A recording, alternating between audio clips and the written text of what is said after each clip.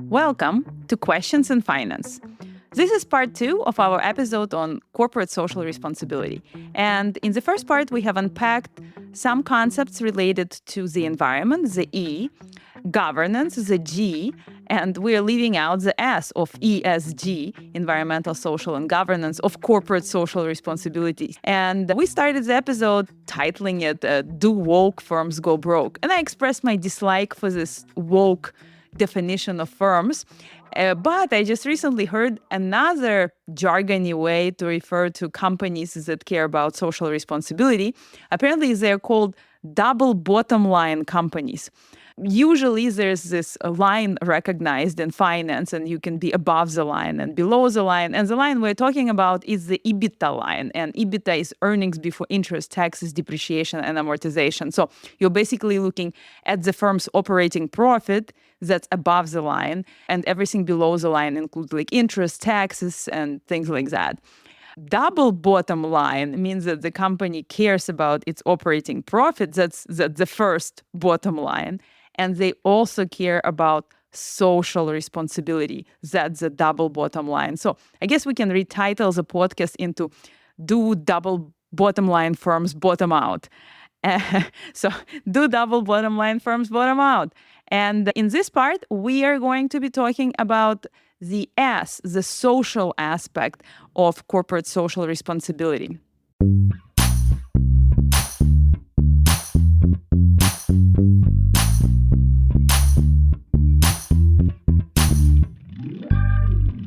Welcome to Questions in Finance, A podcast where we translate academic mumbo jumbo to answer interesting questions in finance.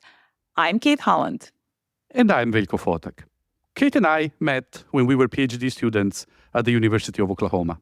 Today, we're university professors, and we spend our days teaching and researching companies, markets, and all things related. Let's take a little bit of time and talk about S, which is the most difficult of the three letters, so to say. So social responsibility, caring about social values, hardest one to measure, most subjective. I would say that I'd say hardest one to even define, right? What does this dimension include in itself? Well, I think that E is a part of this dimension, but it's been broken out separately from S. We've looked at it separately. Another dimension of S, or the social aspect, is related to labor and how you treat your employees, worker safety, and the literature on that. The level of impact, positive or negative, that a firm has on society, right? I mean, it's hard to define, but as you're saying, it's hard to measure. The impact on labor is almost the easiest part to measure here. And that's why it's probably what a lot of the literature is focused on. Right. And I guess since we're pausing on this, and we'll talk about what else belongs in S in just a moment, with labor, we're going to look at worker safety. Everybody's going to agree that it's not a good idea to kill your workers, but how good of working conditions do you want to provide to your workers? Whether, you have an equality in pay across genders and across other dimensions, whether you have executive gender equality. All of these questions kind of linger in this labor category of social. And there's several papers that have looked at it from very interesting perspective, including the Me Too Weinstein movement, the events that kind of were spiking it. That's a paper by Antamayo and Henry Survey. And they show that firms with a larger proportion of female executives, not female board members, but female executives, see a positive stock price or an increase in stock price around the Me Too events or Weinstein court case. So this suggests that those events bring to everybody's minds the importance of gender equality in corporations, and that companies that have more women who are in top executive roles get highlighted, and more shareholders want to own shares and be a part of those companies. In the back of my head, I was thinking, the S is a mess, right? And it's a mess in the sense that it's so hard to define in an objective manner, right? perhaps it's a function of the society we live in nowadays, right? Especially here in the US, it feels like we are politicizing everything. And look at us here with the podcast trying to stay away from politics and constantly falling back into it. The question is there anything here that the firm can do that has an impact on society that we can measure as being objectively good or objectively bad, right? I mean, a firm helps employees get access to abortion. Some people are going to rate that as a social good. Other people are going to rate that as a social negative, right? And how are we to come up with an objective measure of social good? What I'm wondering, is there in this literature anything that we can all agree on that's actually objective? I mean, and I'm thinking, you said it jokingly earlier. I mean, perhaps we can all agree that killing our workers is a bad idea. So the paper by Paige Oyumet, for example, examines workplace leave policies for new parents.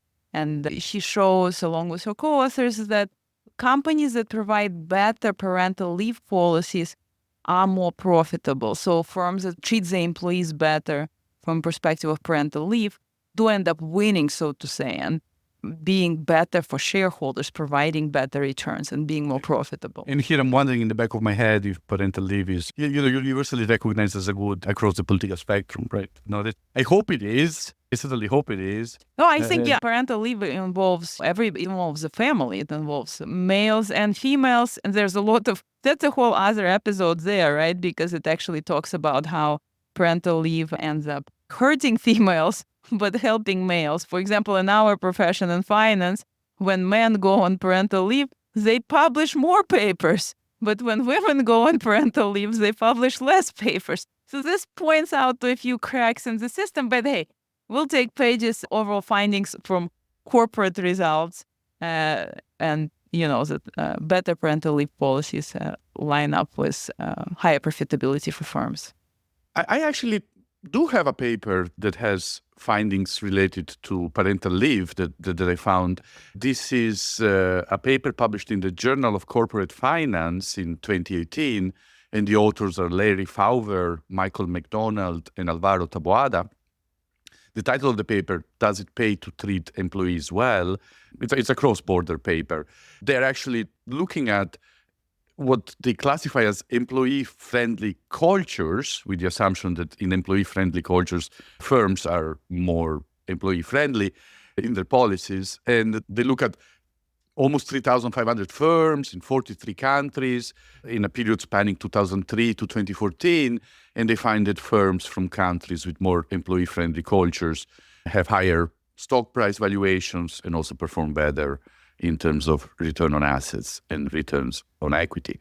But where this is relevant to our conversation, when they dig into how do these firms actually differ in terms of policies from firms from less employee-friendly country, they actually find that the big difference is better parental leave policies. So they here seem to be linking parental leave policies to firm-level performance in a large cross-country setting. So we have some external confirmation for this link between parental leave and firm performance.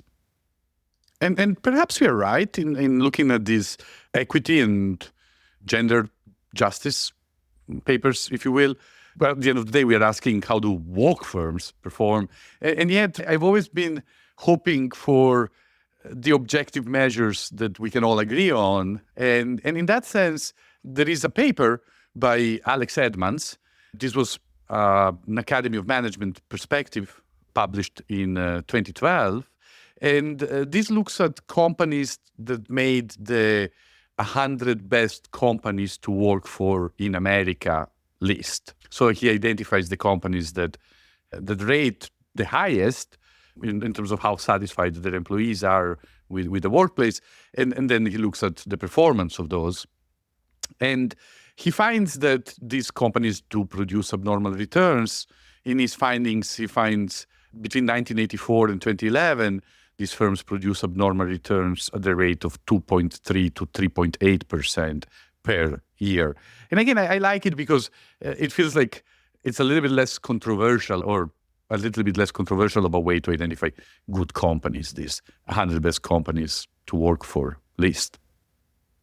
This brings about a point about what we call indigeneity, is that it's hard to say whether these firms that are highly ranked start generating good returns, or if firm keeps being a good firm, has good returns, it ends up joining this list of best firms, so to say. So this indigeneity exists, or these difficulties in identifying causation exist in this literature. One paper by Jonathan Cohn and Malcolm Wardlaw, it's a Journal of Finance 2016 paper. They look at worker safety, which would fall under this S category, the social category. Mhm. And what they find is that how you treat your employees depends on your cash flow. Companies that are more financially constrained have more worker accidents. Why? Because they cannot or they do not install enough safety features in their work environments. So this is pointing to this kind of endogenous nature. If you are a company in good standing, then you're going to provide a safer environment and be more social, so to say. So just pointing out the difficulty of separating here what's causing what. Yeah, I mean, this part of the conversation keeps reading back its head because the story is so plausible, right? It almost feels like there's a Maslow's hierarchy of corporate needs, right? Oh, I like that. The Maslow hierarchy of corporate social needs. Yeah, excellent. Maybe it can be the Maslow-Fotak-Holland hierarchy of corporate social needs. The point is, if you are on the verge of bankruptcy and struggling to pay wages, you're probably not staying up at night thinking about your level of emissions, right? And yet I think that once you fulfilled your basic business survival, fall into the best list of companies, right? The top 100 list in Alex Edmonds' paper. Correct. Then you're going to care about the social rights. Yes. And of course, maybe I'm being a bit cynical here. There is a large stream of the literature that tells us that companies that do really good are the ones that have their social mission at heart. This is the Ben and Jerry's of this world that start from let's do good and let's make a little bit of ice cream on the side. Or again, the Patagonians that seem to put some socially responsible behavior, some environmentally friendly behavior front and center to their mission. Well, yes and no, because I think some companies can tell you stories that they're doing good, but in reality, I'm not so sure that they are doing good. So what is marketing here for companies in terms of us, and what do they actually do is also very difficult to disentangle. Of course, and yet, Kate, I think it is important to recognize that this literature, if I may say, on social equity, social justice, gender equality, and firm performance specifically, it is not entirely uncontroversial, and the results are not entirely one-sided. Oh, yeah, I think been showing that basically this non-one-sided set of results. And yet, I do not think we should move through this topic without mentioning a paper that made a lot of noise a couple of years ago. And I guess I'm looking at my notes now. It's more than a decade. A little dated. Yeah. Well, this is a paper that was published by Kenneth Ahern and Amy Dittmar in the Quarterly Journal of Economics in 2012. And the title was The Changing of the Boards, the Impact on Firm Valuation of Mandated Female Board Representation. What they're trying to say is when there's a mandate to add females to the boards, what happens? So the authors here are looking at Norway, and the year is 2003, when Norway passes a fairly aggressive new law that mandates that 40% of firm directors be female from their own. And at the time, only 9% of directors of Norwegian companies are female. So this is quite a big shock. To quote the results verbatim from their abstract, they say that we find that the constraint imposed by the quota caused a significant drop in the stock price at the announcement of the law and a large decline in Tobin's Q. And they continue, over the following years, consistent with the idea that firms choose board members to maximize value, the quota led to younger and less experienced boards, increases in leverage in acquisitions, and deterioration in operating performance. They basically shows that in Norway, when boards were mandated to add female directors, the stock price dropped when this announcement was made. And they also find some lower outcomes in terms of actual firm performance as well. Correct. Maybe we could just take a moment. Tobin's Q here is a metric that not everybody will be familiar with, but it's often interpreted as a measure of the growth prospects of the firm. And it's also interpreted as a measure of the quality of management, quality of the board here. As they claim, they find a decline in this forward-looking metric. The interpretation here is what really matters, right? And as they're hinting here in the abstract, what they're claiming is that these findings are coming from the lack of a sufficient talent pool. Effectively, Norway is imposing to elect a lot of female directors all at the same time. And simply put, the pipeline, the corporate pipeline is not there. A very plausible explanation. I'm going to quote one more explanation here in a moment. Okay, fair enough. But effectively, that's where they're coming from in saying that after this, the new board ends up being younger and with a lower skill set.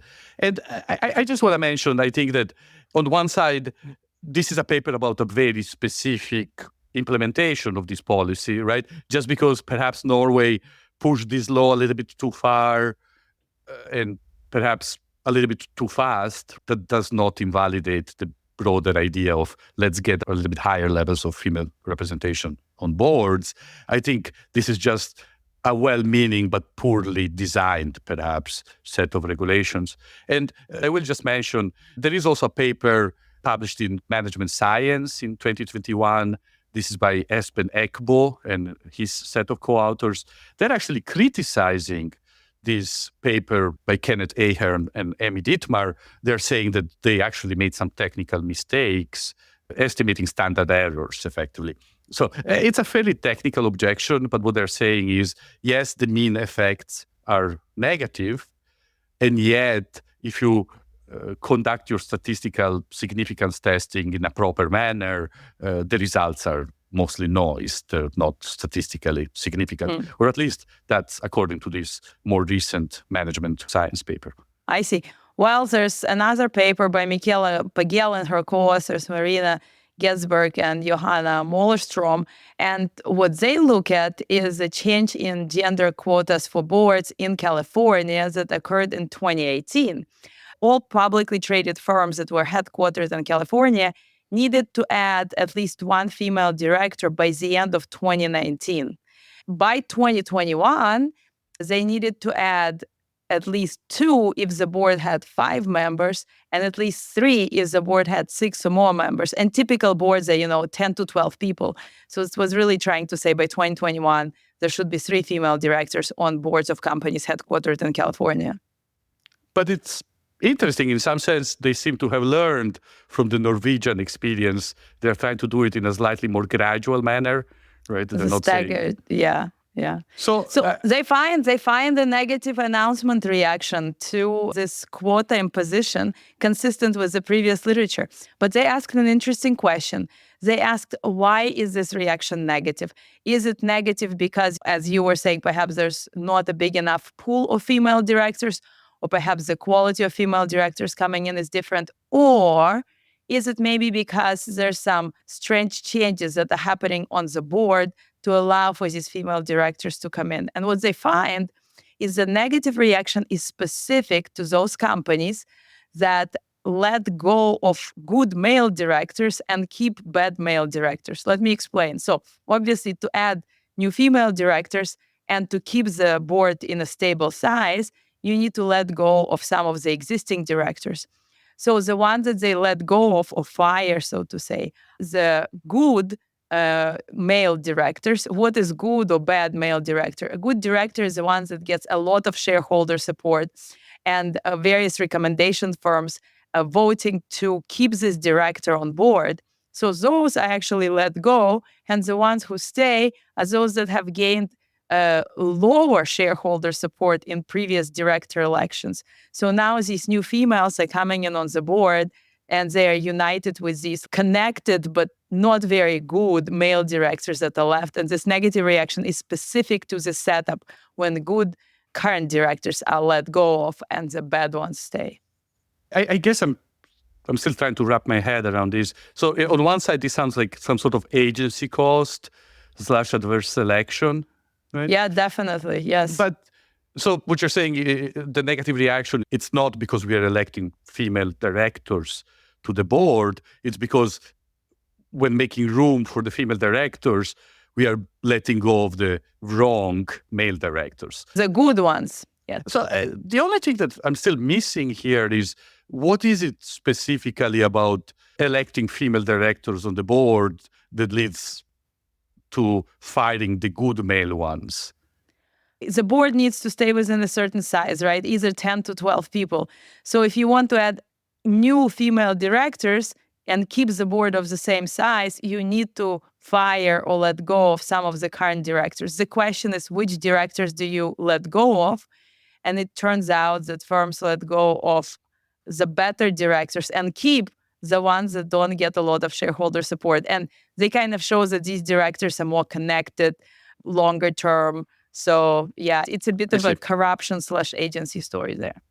So you have to replace a large portion of your board, and that gives you an excuse to shuffle things, and in the shuffling, things are not always proper. That sounds like a very interesting paper. Has this been published yet?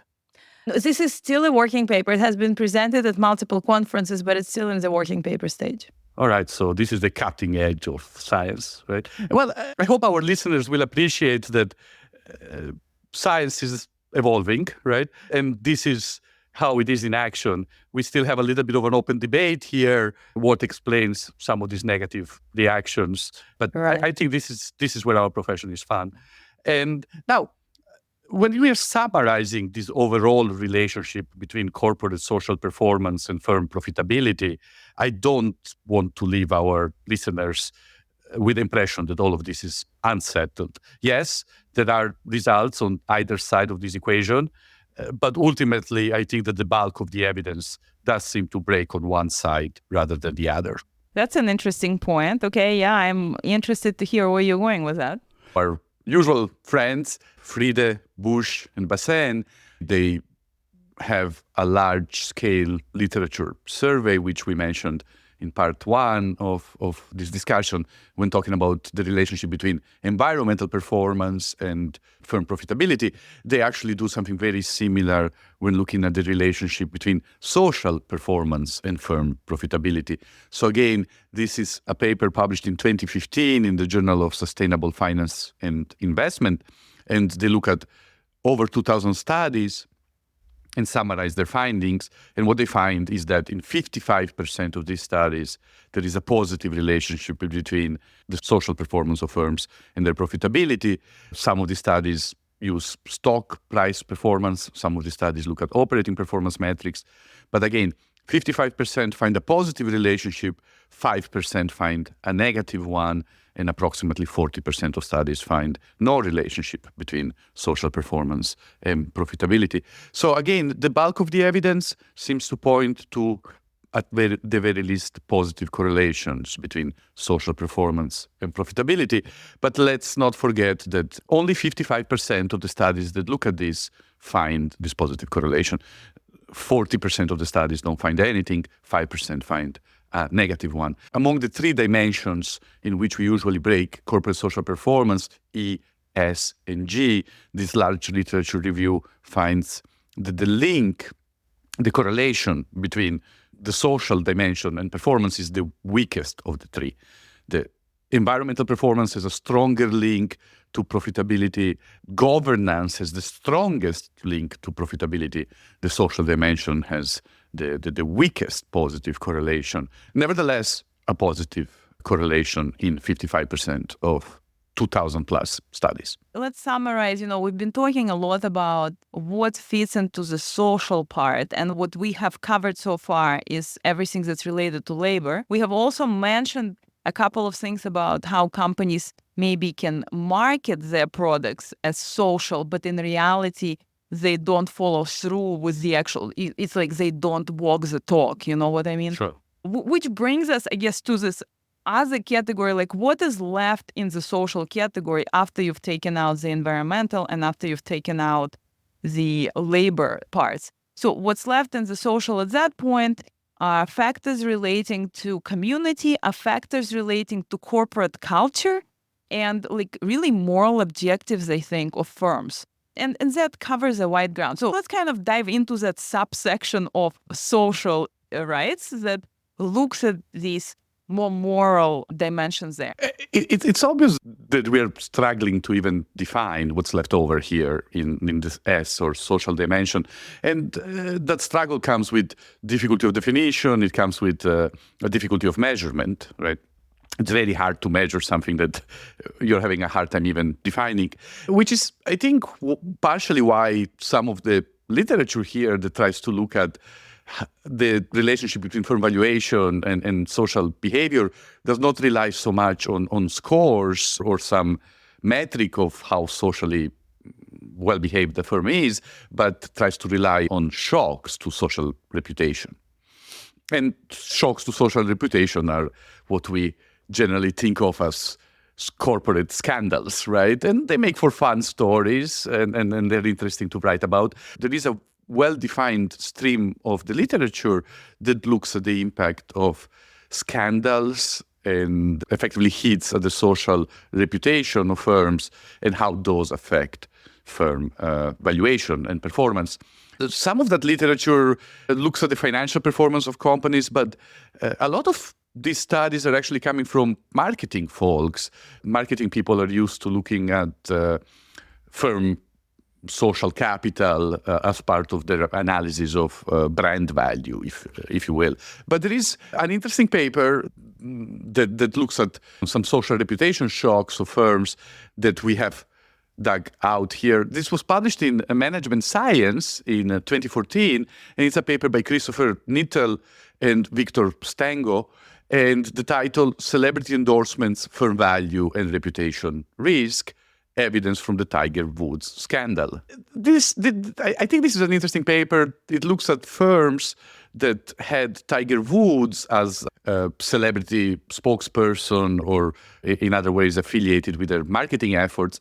And they're looking specifically when it was revealed that Tiger Woods was having an affair, which here is taken as a hit to the social reputation of Tiger Woods, and it transfers over, let's say, it's a hit to the social capital of the firms associated with him. And what they're actually showing in this paper, and here I quote their abstract, in the 10 to 15 trading days after the onset of the scandal, the full portfolio of sponsors lost more than 2% of market value, with losses concentrated among the core three sponsors, Electronic Arts, Nike, and PepsiCo. And they specify the Gatorade division of PepsiCo.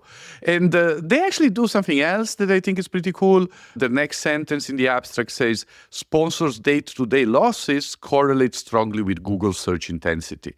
In other words, they're looking at how often do people Google the company and Tiger Woods, and they find that the more often people search these terms, the worse the stock price performance of the firm is around these days when the cheating behavior was revealed. So this is evidence of firms being punished for associations with an individual that at least a part of the population finds morally undesirable, if you will, or that displays behavior that's morally undesirable. There is another paper that people in finance have been citing a lot, even though I believe it's still in a working paper status. This is a paper by Pat Ake and his co-authors, and the title, Hacking Corporate Reputations. The idea here is they exploit data breaches at companies and how these data breaches affect corporate reputations. And they find that corporate reputation losses that arise from these accidents where firms are found to not have safeguarded customer data properly lead to a decrease in equity and brand value, increase customer churn, customers are leaving, and prompts negative media coverage. Now, what I think is interesting here in this paper, they actually find that firms try to repair their reputation, as they put it, by increasing charitable donations, which seems to try to compensate for the moral hit. They actually find other things. They find that these same firms increase political contributions, they increase employee wages, and they invest more in IT subsequently. Another paper that seems to find that reputation hits do affect the performance of firms. Now, the reputation here has a certain technical element to it, in the sense the authors are interpreting this as being moral. I do wonder if there is a certain element of loss of firm value here, not because the firm is found to be immoral in some sense or lacking in social concern, but because the firm is incompetent. And yet, most of the interpretation here seems to be on the moral and social capital dimensions of findings. There are many other studies that look at these scandals and reputation shocks because they provide some degree of sharp identification. In my opinion, there is a small issue here. I do believe that the way markets react to the social behavior of firms is very asymmetric. In the sense, we do have at least some evidence that markets don't necessarily really reward firms from behaving well, but there does seem to be strong evidence for markets reacting pretty strongly when firms behave poorly. And because of that, these reputation papers are kind of looking at the left tail of social behavior. They can tell you something about firms doing bad things. They can't tell you much about what happens to firms doing good things. And yet, we also have a paper where we do something very similar. We are looking at shock that comes from revelation of unethical behavior from the geopolitics arena. And yeah, let's talk about our paper together with Vishal Sharma. We look at the murder of Jamal Khashoggi back in 2018. We've been working on this for a couple of years, right? And the idea here is to see whether firms are effectively punished by investors, by the shareholders. Who are socially conscious. Correct. When it is revealed they're associated with a disreputable regime, if you will, right? So let's break it down a bit more. We're looking at firms that are non-Saudi Arabian firms, Western firms, so, like US firms, European firms that are connected to Saudi Arabia at the time of the murder. What does it mean connected? These are firms that have Saudi shareholders or firms that have subsidiaries in Saudi Arabia or firms that receive loans from Saudi Arabian banks or firms that have otherwise directors linked to the Kingdom of Saudi Arabia. And Davos in the Desert participation, right? We also looked at that there. Oh, yes, the so-called Davos in the Desert conference. This was a conference that aims to be a Middle Eastern counterpart to the Davos conference, right? And this was meant to attract foreign dignitaries, but also attract foreign firms that are looking to invest in the Kingdom of Saudi Arabia. And in this last edition, right before this gruesome murder, the Trump administration was a big participant, and firms were effectively traveling or planning to travel with big photo op operations. The reason why we like this set of firms for our analysis is because these are firms that have effectively linked the reputation to the regime and yet don't necessarily have yet an economic exposure to what's happening in Saudi Arabia. So when you're seeing their stock prices react, you can really draw the conclusion that this is reputation driven rather than some mechanical effect due to economic links that effectively do not yet exist. So we really like this sample of firms that are participants in this conference. And there are some interesting anecdotes, right, around it. Firms were trying to cancel their participation at the last moment, right after this murder happened.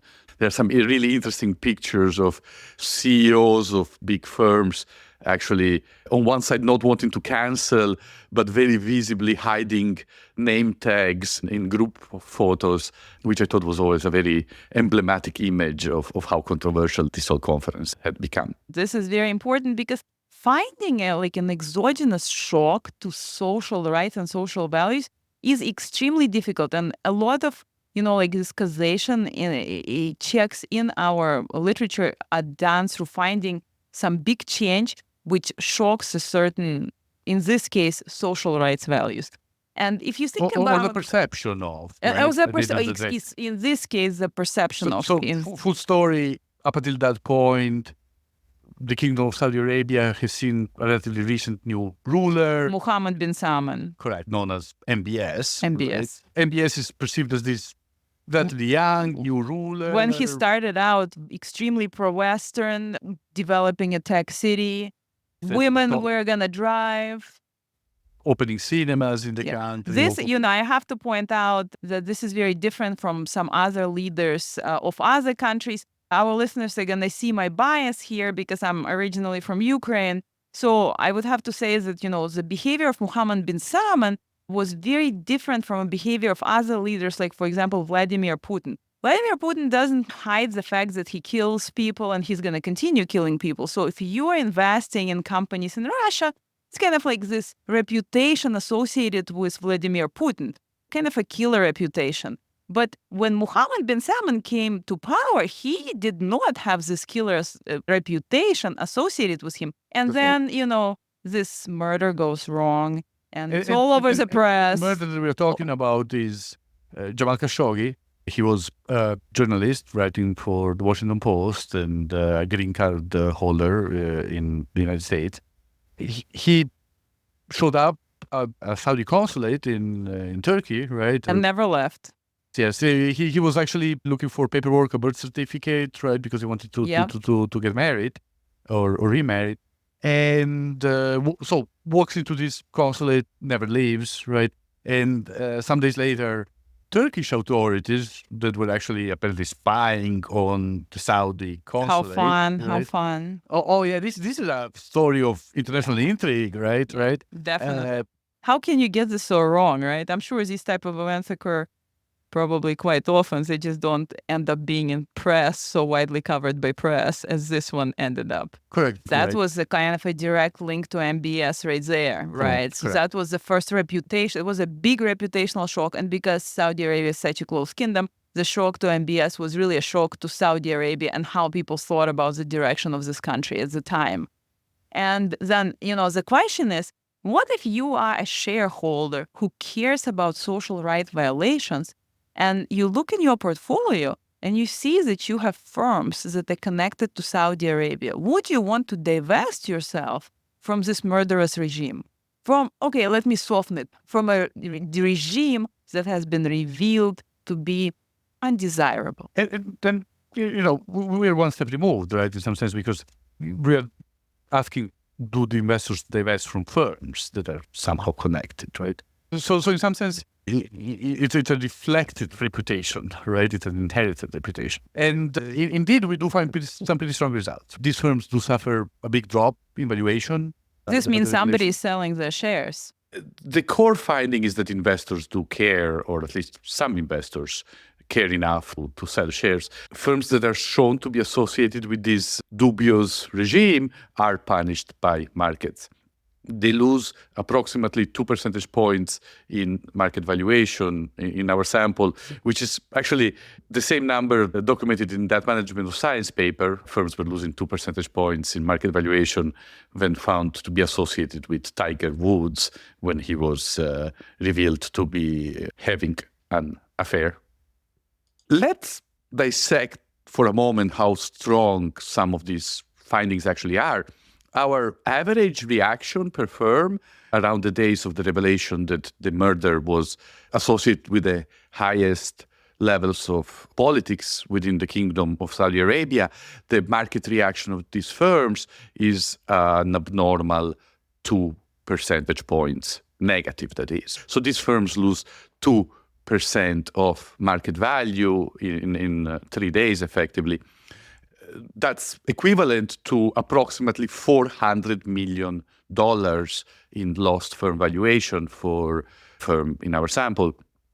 And when you multiply that by the total number of firms, we have around 900 firms overall, you get an aggregate loss of market capitalization of over $300 billion US dollars. The tongue-in-cheek title of our paper has always been The Cost of Murder. We are quantifying this murder as having cost over $300 billion in market capitalization. Quite a strong finding. There are some interesting wealth transfer effects here as well. When you start digging into who is selling and who is buying the same stakes, you find that there are some very socially responsible investors that are the first ones to sell, and they do so at a discount. They're trying to get out quickly before the news are hitting the mainstream media, and less socially conscious investors are actually picking up stakes at a discount. And that's kind of the price of being good on the investment side of the equation. But yeah, there are some very interesting and nuanced and very strong economically results here. It was interesting to listen to you make this parallel between Saudi and Russia. There's actually a working paper that I was going to cite. You mean the result similar to what we found with firm share prices dropping for firms connected to Saudi Arabia at the announcement of Jamal Khashoggi's murder and the connection to MBS? Correct. I was actually leafing through my notes and having a hard time finding it, but here it is. This is a working paper titled "It Pays for Companies to Leave Russia." And what the authors are actually looking at is Western companies that have subsidiaries or other commercial activities, other commercial links with Russia at the time of Russia's invasion of the Ukraine. And what they find is that markets react very selectively. Firms that decide to leave or otherwise sever their ties with Russia see their stock prices rise in value. Companies that make the decision to stay actually see their valuations drop quite significantly. What I find most interesting in this analysis is that the mechanical effects on the assets of these firms are quite the opposite. The companies that are leaving, they actually take huge hits to their book values of assets because, well, they're leaving these assets stranded behind and often flat out expropriated. They're leaving buildings, they're leaving equipment that they're not being compensated, or at least they're not being compensated properly for. It's a huge, that's a huge repossession of businesses by the Russian state. Yes, this is an expropriation. Right. But interestingly, even though they're being expropriated, the stock price goes up, showing you that, the shareholders appreciate them divesting, and doing the social. Getting rid of the moral taint, right? Yeah. Now, it's interesting, some of the points you were making earlier, in some sense, this setting doesn't quite have the same shock value that our has, right? I think that Khashoggi's murder was a bigger surprise than, Putin is doing something evil, right? We've seen that movie before. And yet, they do find some interesting results here. Yep. Well, so let's get back a little bit to what we were talking about with Jamal Khashoggi. And what we find there is that companies with shareholders who care more about social rights end up experiencing a bigger decline in their share prices at the announcement of the murder, meaning that these shareholders that care about social rights sell their stakes, and so firms that are connected kind of suffer the consequences. I was thinking for a second about the implications of what you were just saying, right? Because On one side, there's a lot of evidence here that investors care and reward you for doing right in a social dimension, right? Yeah. But there is this slight paradox then when you do right in the social dimension, you attract a lot of socially conscious investors. And then to some extent, you almost become hostage of them, right? Because at that point, you have to keep doing right. Otherwise, the market really punishes you. Are we ready to summarize the social of ESG? Okay, fair enough. Because one interesting side branch would have been, we have some of these anti-woke funds that we have some evidence have not been doing very well, right? But okay. Maybe that's worth mentioning. Let's talk about Vivek. I did manage to bait you there. About Vivek. Vivek deserves a mention here. A skilled, what is it called? A smooth operator. So we are talking here about anti-woke funds. Yeah, and Vivek Ramaswamy is known to be running such a fund. Can I just interrupt you for a second? Please. Vivek Ramaswamy. Ramaswamy. I can't say it either. Right? Yeah. So, but let's say it. Ramaswamy. Vivek Ramaswamy. Vivek Ramaswamy. Yeah, okay, well, I sound so Italian. Please, you were, I interrupt. Yeah, and I think that if I were to explain his policy in a few words, he's telling investors that he will make sure that the firms in which he invests, when he goes to the shareholder meetings and communicates with firms, that he urges these firms to concentrate on profitability and to not put their efforts into environmental disclosures, into better social settings or anything like that. And so the way that it's sold is like, we want firms to be profitable. I wasn't even aware of how exactly this fund worked. I always assumed that an anti-woke fund would be a fund that would be avoiding certain companies. And instead, he actually is an activist. Right. To change the way firms operate. Well, so this is an article that I've seen in the Wall Street Journal, actually, which describes an initial fund that Vivek has started. It actually verbatim copied BlackRock's energy fund. He looked at the holdings of BlackRock, and if he was allocating the money that you've given him to manage, he would allocate them in exactly the same proportions to the same companies as BlackRock. So his holdings were the same. But what he was saying is that when I go to the shareholder meetings of these companies, I am going to make my voice loud and clear, and I'm going to push the management to concentrate on profitability and to not spend additional money on any environmental or social factors, because we don't want firms to be woke. We want them to be profitable. But, one thing that really puzzled me in that article was that BlackRock is going to hold a large stake in these companies because they're throwing so much money. And what is Vivek's stake in there?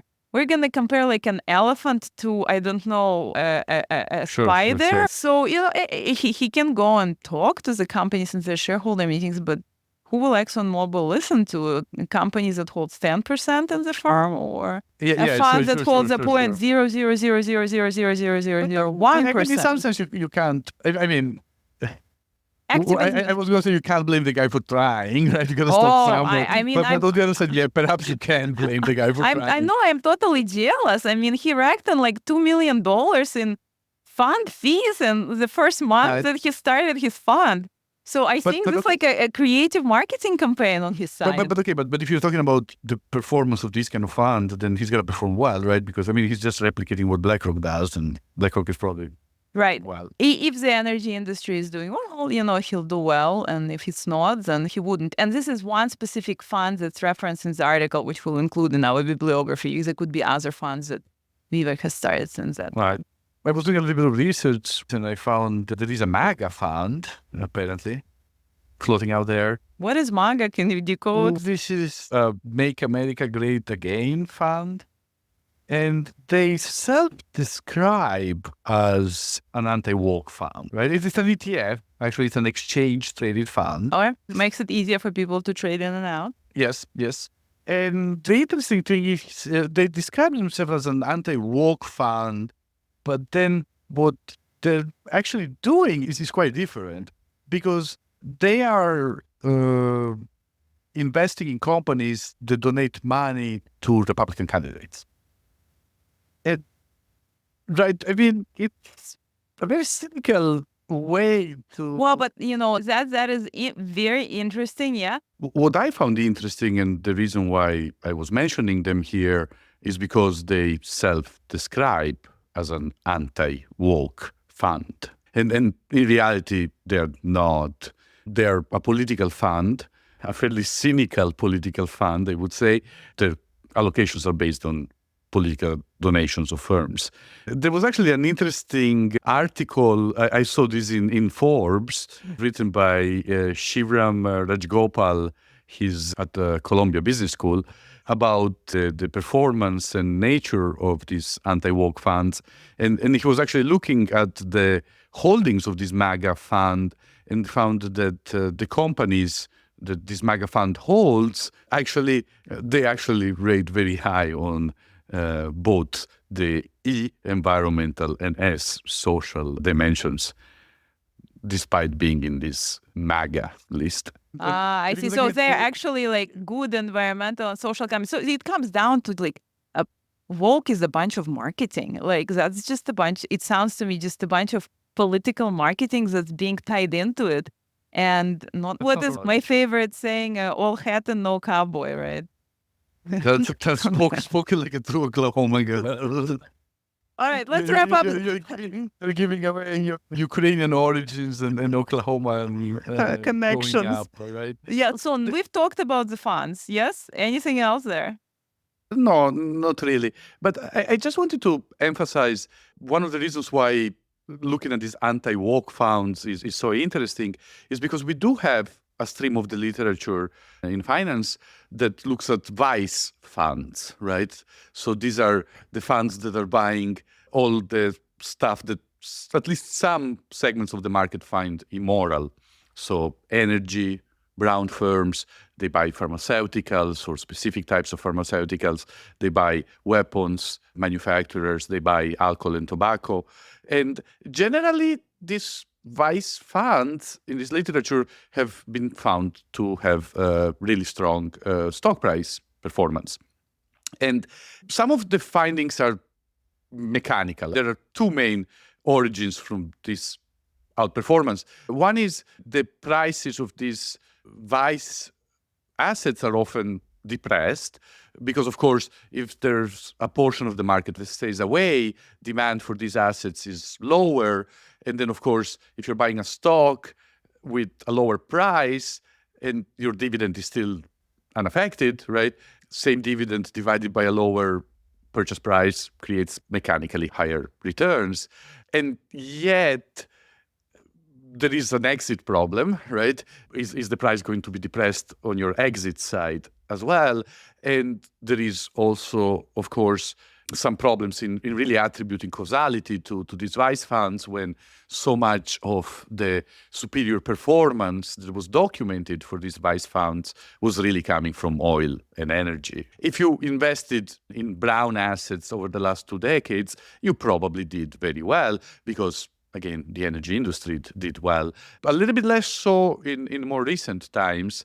But again, I'm not sure I would attribute the outperformance then to the sinful nature of these funds as much as this energy bias. But that's what led me to start thinking about some of these anti-woke funds.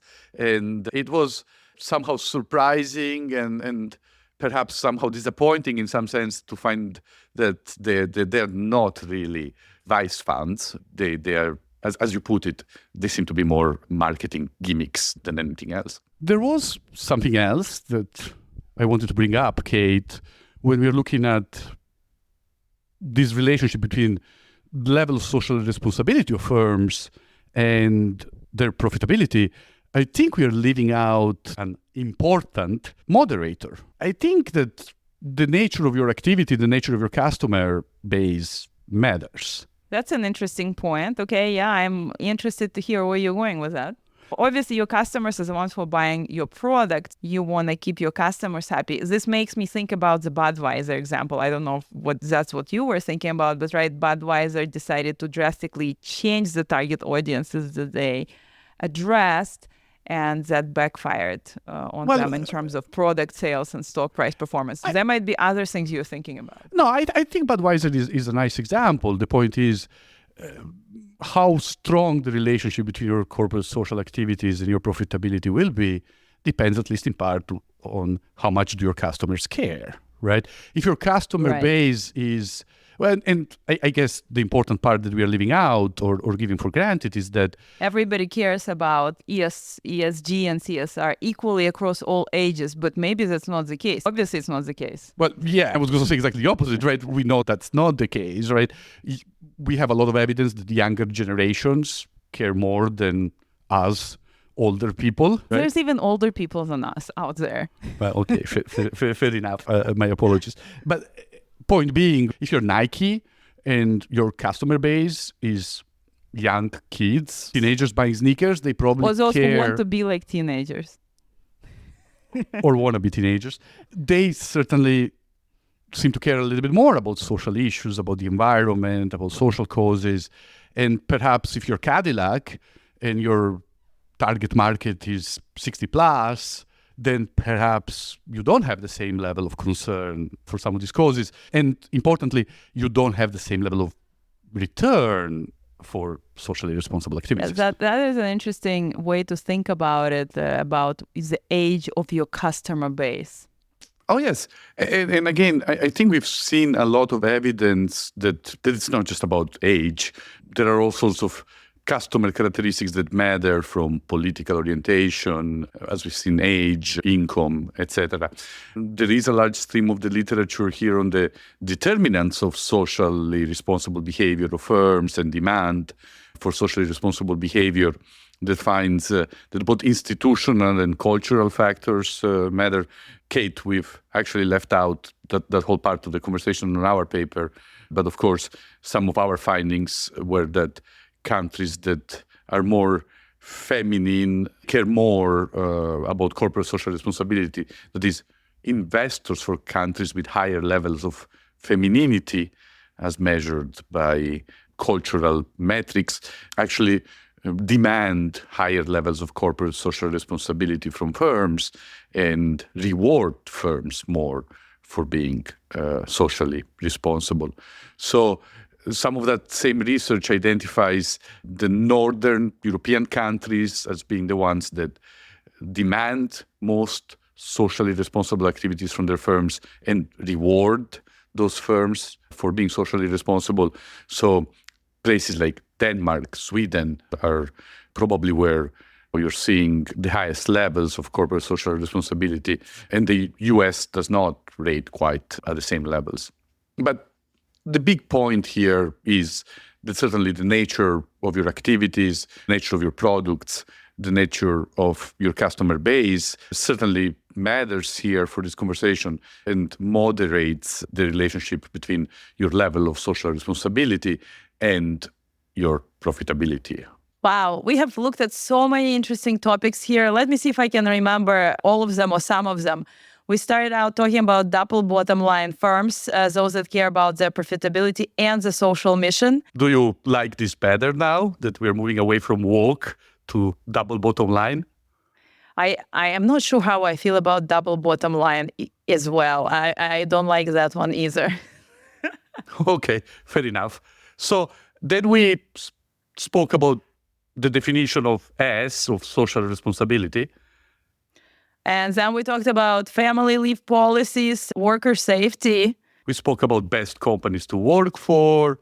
Gender equality on boards. Indeed. And all of this under the labor side, under the employment side of social responsibility. Then we switched gear and we talked a little bit about corporate scandals. Fun. Yeah, there was Tiger Woods and marital infidelities, corporate reputations that suffer through loss of data protection. Our paper on the murder of Jamal Khashoggi. Yes, and similar work on geopolitical reputations coming from firms that did or did not leave Russia when Russia invaded the Ukraine. And that took us into this side note on woke funds, those that are like MAGA funds and VX funds. Yes. And then finally, a little bit of discussion on moderators, why the age of your customers matters, why the nature of your investors matters. Yeah, wow, that's a lot. So what ties all of this together? Can you summarize or create kind of a joining theme across all of this in 3 main points? How about that? Oh, 3 is hard. Let me try. The first one, there's a positive correlation between corporate social performance of firms and their profitability. The second lesson, correlation is not causation. Even though we see this positive correlation, we don't know whether socially responsible firms are performing well because they're socially responsible, or whether firms that are profitable actually have extra money to spend on socially responsible activities. We definitely highlighted this indigeneity where once a firm is profitable, then they care more about doing good and being better environmentally, being better socially. What is it? The Maslow hierarchy of the Holland, Fotak, Maslow, the hierarchy of corporate needs. That's right.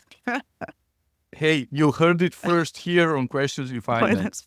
All right. And you asked me for 3. The third one, the big one, the answer to our original question, do socially responsible firms underperform? And the answer there is a strong and resounding no. Whether you're talking about social responsibility in terms of governance, whether you're talking about the level of concern for the environment, whether you're talking about social spillover, socially responsible firms do not underperform. I want to add something else here, because you are the optimist, Kate, and generally, well, that's not me. And yet, when I look at this literature and at the bulk of the research, I find that this positive correlation between firms' social responsibility metrics and firm performance and profitability actually uplifting. And I feel that we get stuck in debating, is it causal or not? And yet, and I'm not saying that debate is not important, of course it is, but we tend to forget that there is a positive interpretation even to the positive correlations. The firms that are doing something that's socially responsible are not wasting money. They're not wasting resources. They're not being punished because of it.